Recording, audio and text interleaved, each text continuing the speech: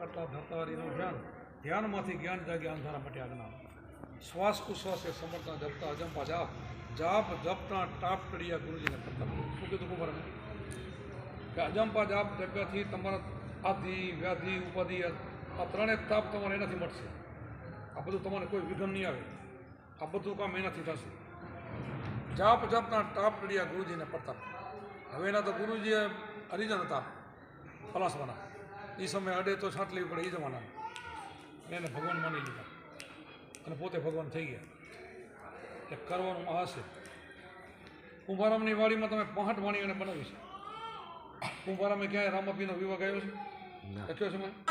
ક્યાંય રેડી બાબુની ગાઈ છે? ના, નહીં ગાયું. કરે જ નહીં કોઈ દી. કારણ કે આત્મજ્ઞાની પુરુષ છે ને આત્મજ્ઞાન સિવાય બીજું પીરસાય જ નહીં કોઈને કાંઈ.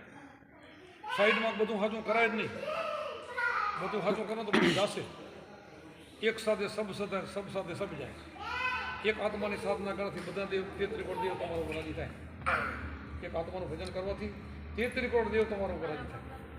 અને કે બધી સાધના એ કરશો તો બધું જશે. એટલે આપણા રામે જો આ અજંપા જાપ જપ્યો હોય, શ્વાસ ઉશ્વાસની સાધના અજંપા કહેવાય. અજંપા કેમ કહેવાય? આપણે સમરણ કરે છે, હોઠ નથી હલતો. આપણે ગુરુનો મંત્ર બોલતા નથી, બોલે ઉતાવળ બોલી છે. મનમાં બોલે ને અજંપા કહેવાય. તો આપણા અજંપા જાપ છે ને આનાથી કર્મ કપાય. અજંપા જાપ છે ને, હવે તમે જે કર્મ અત્યારે કરેલું છે ને, કોમ્પ્યુટર અહીંયા ઉપર પડ્યું. અહીંયા જન્મ તમે કર્મ કરીને એટલે કોમ્પ્યુટર અહીંયા છે. હવે અહીંયા કાંઈક વસ્તુ પહોંચે ને તો કર્મ કપાય ને. તો તમે 12 જેટલા મંત્ર બોલો એ તો 12 જાય, તો અંદર જતા નથી. અંદર કીડી નથી શકે એટલી જગ્યા નથી. તો અંદર શું જાય?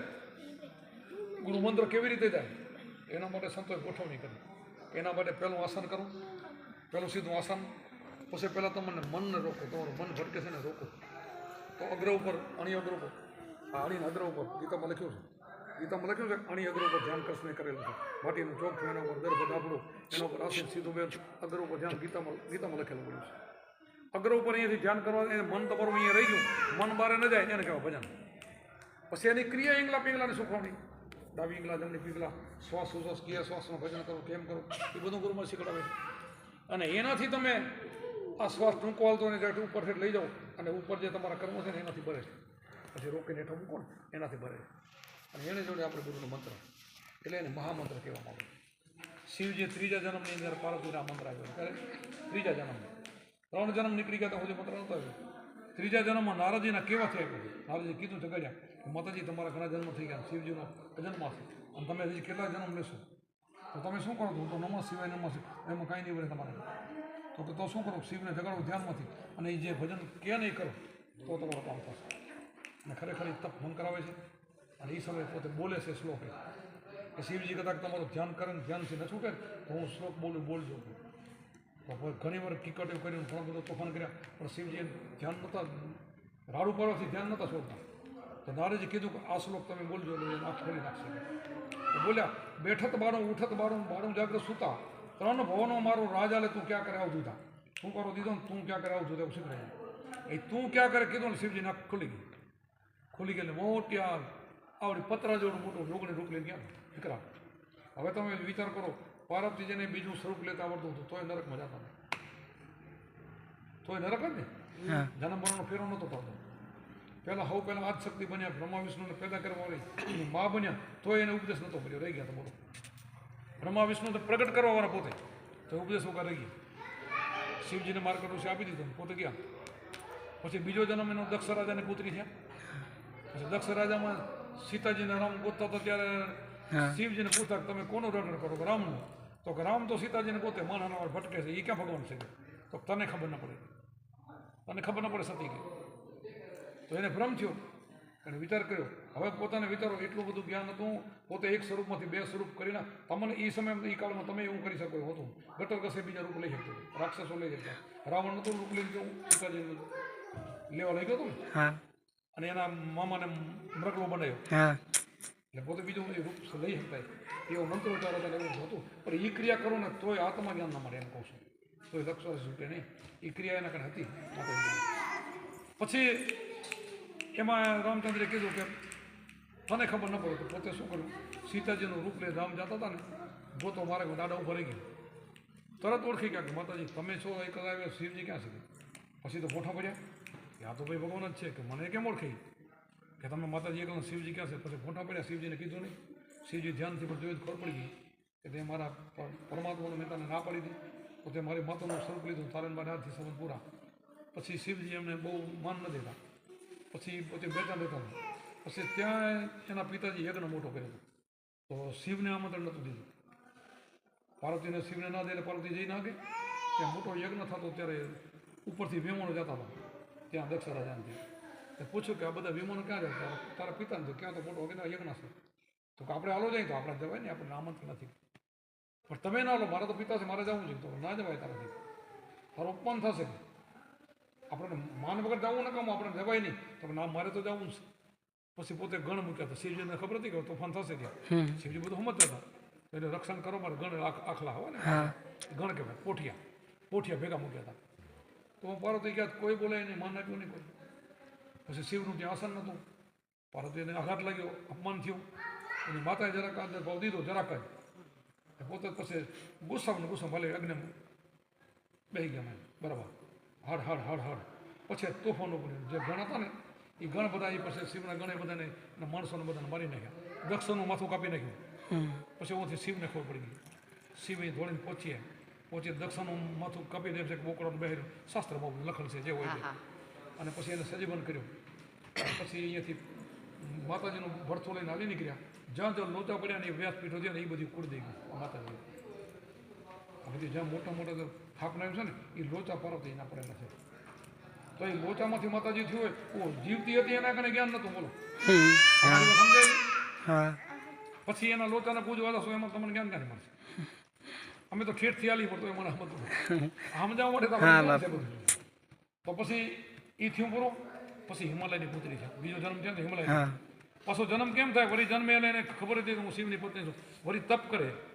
એ સમયમાં 5,000 વર્ષ તપ કરતા પછી શિવ મળતા હતા. કેટલું તેનું આયુષ્ય હતું. પછી આ બધું થયા પછી વળીને લગ્ન થયા. હિમાલયની પુત્રી ત્યાં લગ્ન શિવથી ત્યાં. પછી શિવ તો શું કરે, લગ્ન થયા પછી પોતે તો ઘરે રહેતા નહીં. પોતે તો તપ કરો ભાગી જતો. પાર્વતી તો વળી એકલા ને એકલા. તો નારદજીને પછી દે આવે. અહીંયાથી ગયા મૃત્યુ લોકોને ત્યાં જઈ માતાજીને વંદન કરીને એને આસન આપ્યું. પધારો લે, પ્રભુ આવવાનું કેમ છે? તો હું કામ લઈને આવ્યો. શિવજી ક્યાં છે? શિવજી તો ખબર નથી, કોઈ ધ્યાનમાં રહે. નારદજીને ખબર છે ને, તો શિવજી તો ધ્યાનમાં જ રહેશે. તો કોનું ધ્યાન કરે છે એ મને ખબર નથી. તો તમે એ શું કરો? હું તો કે નમઃ શિવાય નમસ્ કરું, મારા પતિનું નામ લઉં.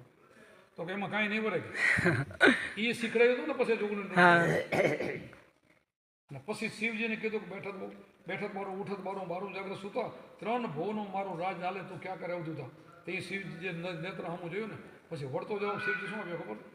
બેઠક ન બળું, ઉઠત ન બળું જાગ્રત સુતા, 3 ભવનમાં તું ના ઉતરો પડે. મેં 4થા ભવનમાં સુતા. 4થા ભવનનો મતલબ હું ત્યાં ધ્યાન કરું 4થા ભવનનો.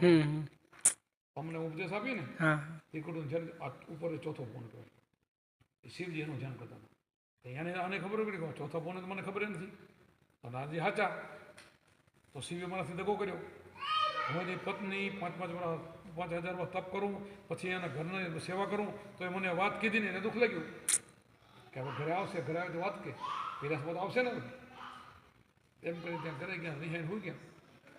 રિહે કરી હવે હમણાં આવશે તો ઘરે. વિલાસમાં શિવજી જોયું કે ધ્યાનથી જોયું કે કોણ ભાઈ? કંઈ ખબર હવે વાતો પાડો. આનો સ્વભાવ જેવો નહીં કે પેલી એકવાર ભીલડી થયા હતા. ભીલડીથી મને ક્ષેત્ર આપી, પછી સીતાજીનું રૂપ લીધું. આ જોગણીથી લે આનો સ્વભાવ જેવો નહીં. પછી બધું જોયું કે નારદજી આવ્યા હતા. નારદજી શીખડાયું, ખબર પડી ગઈ. શિવજી તો ઠંડા થઈ ગયા કે શીખડાયું પછી મજબૂત છે, એટલે અમારે જવું પડશે. એટલે કેસે તો કરી. તો શિવજી ગયા. તો એને તો ગુસ્સો હતો પાર્વતીને. આવેલા સીધા ઉધરા લઉં, ઠપકો જ દઉં, બીજી વાત જ નથી કરવાની. તો શિવજી પહેલા બોલી ગયા સત્યાદ કે નારદજી આવ્યા હતા ને કે આપણો હોય હતા એને એ ટાટા થઈ ગયા. ખબર પડી કે પછી પ્રભુ કે નારદજી આવ્યા તો ઠીક છે, પણ તમે મારાથી કેટલી બધો દગો કર્યો. તો શું કે તું કે શું દગો કર્યો કે તમે અત્યારે હું જોગણી થઈને હું આવી તો એ તો મને ખબર છે, મેં જોઈ લીધી. તો તમે બોલ્યા શું કે બેઠક નબળું, ઉઠત નબળું જાગ્રત સુતા, 3 ભવનમાં તું માર પડો. મેં 4થા ભવનમાં સુતા. 4થો ભવન કયો? તો તું નથી કહેતી કે 3 ભવનમાં કે મારું હરાજ આલે હું કે ક્યાં કરાવું છું? તું નથી બોલી કે તો તારું 3 ભવનની તને ખબર તો 3ની તો પણ હશે. તો 4થો ભવનનો તને ખબર ન હોય એ ગુરુની વાત છે.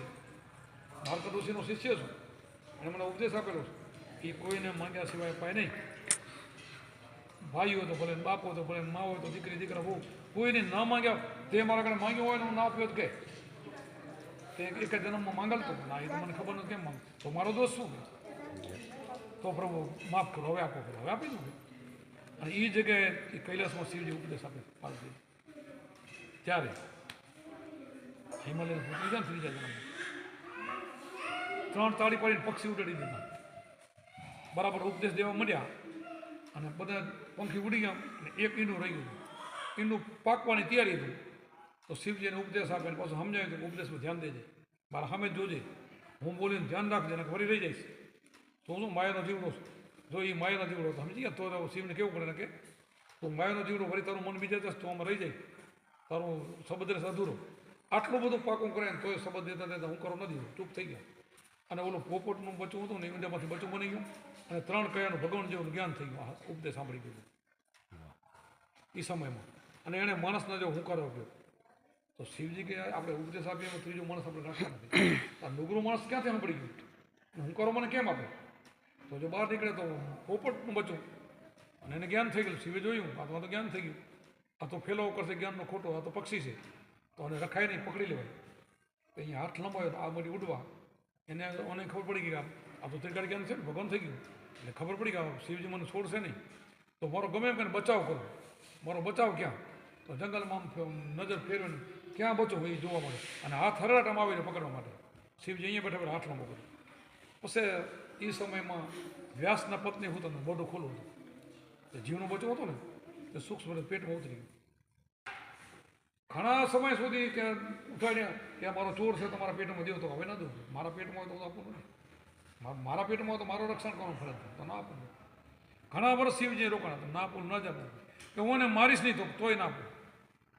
પછી શિવજી પાછા જાય છે, 12 વર્ષ પછી એનો જન્મ થાય છે. એનું નામ સુખદેવજી પડ્યું.